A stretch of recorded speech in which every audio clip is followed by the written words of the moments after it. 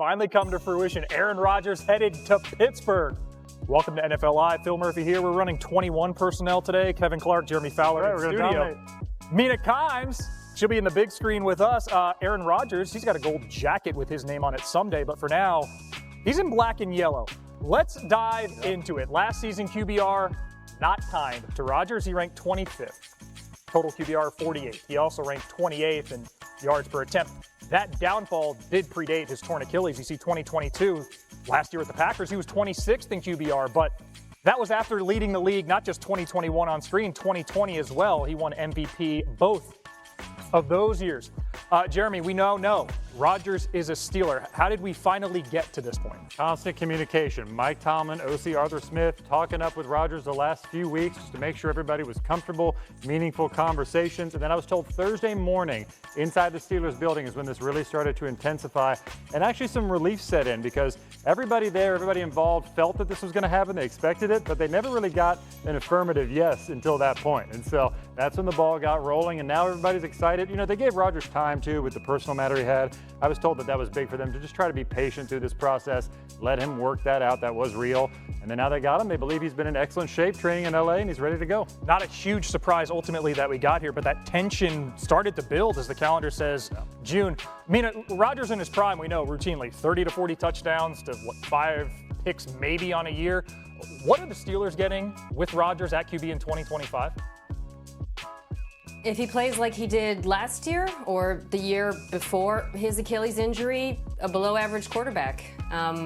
Watching him with the Jets, it wasn't helped by the offensive line and the lack of an efficient run game, but you really saw some of the flaws I think you saw prior to his exit from Green Bay. And the one thing that jumped out to me, he still has arm strength. He can still make throws down the field, outside the numbers. Quick game, he's still accurate.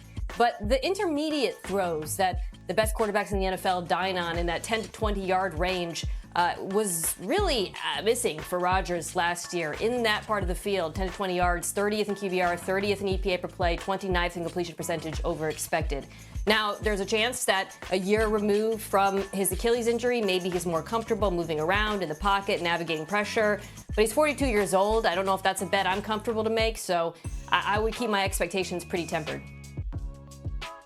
When I look at this situation, I'm going to give a take that you probably are not going to hear a lot. It's going to be fine.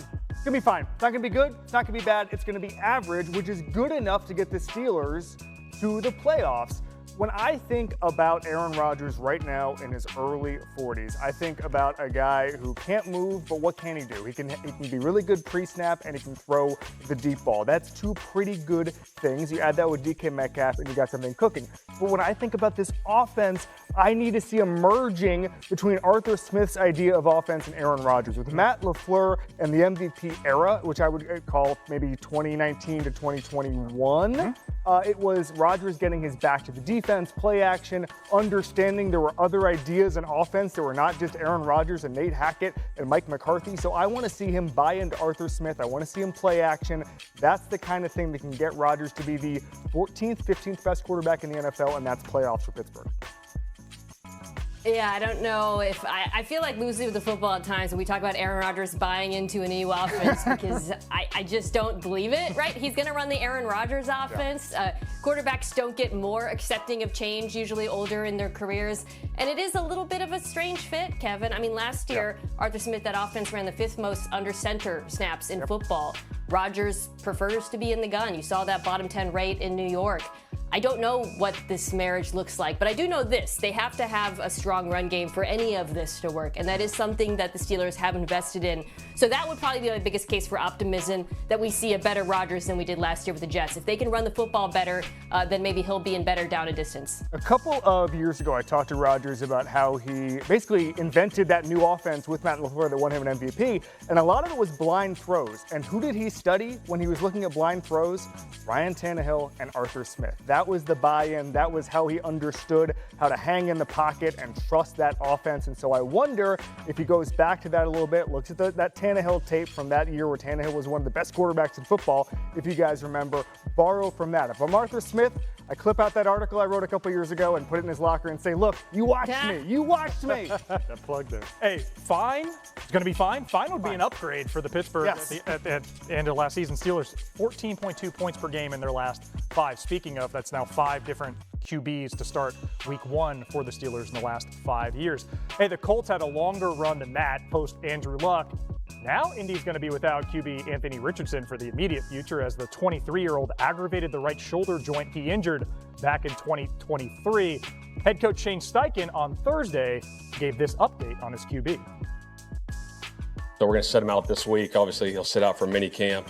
We'll see when he comes back. Not going to put a timetable for training camp on it, but when he does come back, we'll ease him into throwing, and then we'll go from there. The good thing is he's not going to need a procedure right now. Obviously, look, it's frustrating, but I think at the same time, in life and anything, you go through these obstacles and these ups and downs, and you got to fight through them. That's part of life. And like I said, he's in good spirits right now, so we'll work through it. Been a rough couple years in the Colts QB stable.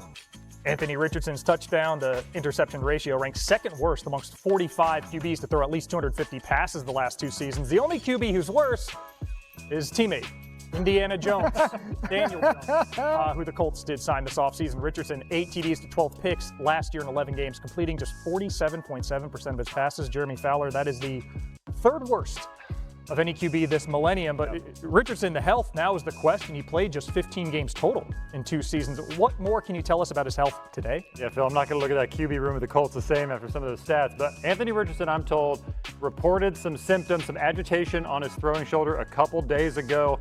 He had an AC joint fixed up surgically in 2023. So it's similar to that injury, but there's nothing structural based on the people I have talked to. They believe, looking at the scans, that there's no major red flag and that he simply does need rest. And the Colts are a little bummed by this because the coaches felt like he had some of his best 2 days of practice leading up to this point. And so I'm told the player fully expects to be back for the start of training camp. But this is a slippery slope here, as we know, because there have been a lot of injuries here. And the Colts are sort of cautiously optimistic, I would call it, based on some conversations I've had today. We had a whole full screen for it, and Kevin, GM Chris Ballard during Combine Week leaned into the word competition regarding this QB job. 2 weeks later, Daniel Jones puts pen to paper. Are we trending toward Jones being the starter, the QB1 in Indy? Yeah, you don't give Daniel Jones $14 million unless he's in a competition, all right? That's just the way quarterback salaries work in this league.